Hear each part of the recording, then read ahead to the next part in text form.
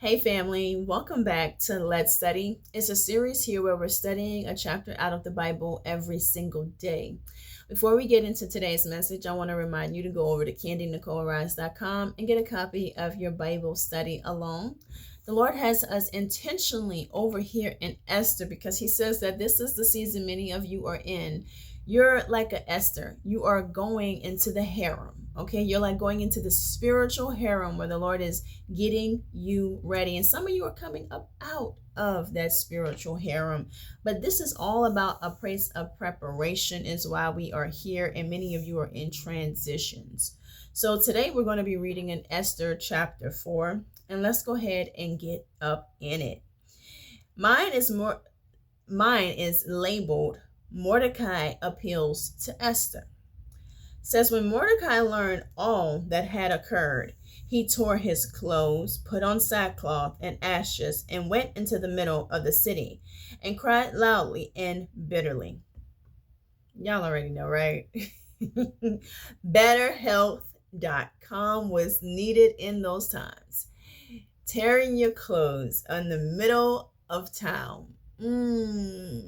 Okay. He went only as far as the king's gate, since the law prohibited anyone wearing sackcloth from entering the king's gate. There was a great mourning among the Jewish people in every province where the king commanded and edict reached. They fasted, wept, and lamented, and many lay in sackcloth and ashes. So everybody was crying out.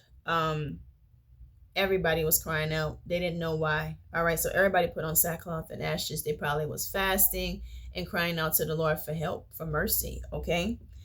So in verse 4, Esther's female servants and her eunuchs came and reported the news to her, and the queen was overcome with fear. She sent clothes for Mordecai to wear so that he would take off his sackcloth, but he did not accept them. Esther summoned Haggith, one of the king's eunuchs, who attended her, and dispatched him to Mordecai to learn what he was doing and why. So Haggith went out to Mordecai in the city square, front of the king's gate. Mordecai told him everything that had happened, as well as the exact amount of money Haman had promised to pay the royal treasury for the slaughter of the Jews. So Mordecai is filling in her messenger about what's really going on, okay? Mordecai also gave him a copy of the written decree issued in Susa, ordering their destruction, so that Haggith might show it to Esther, explain it to her, and command her to approach the king, implore his favor, and plead with him personally for her people. Haggith came and repeated Mordecai's response to Esther.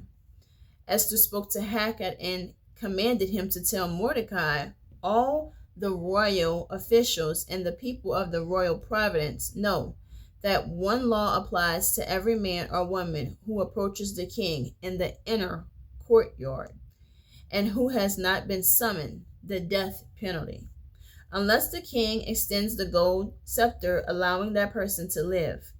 I have not been summoned to appear before the king for the last 30 days, Esther's response was reported to Mordecai.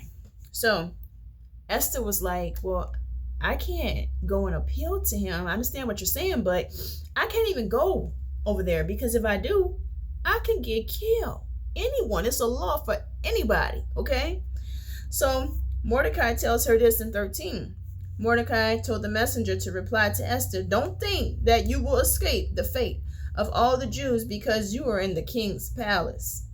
If you keep silent at this time, relief and deliverance will come to the Jewish people from another place. But you and your father's family will be destroyed.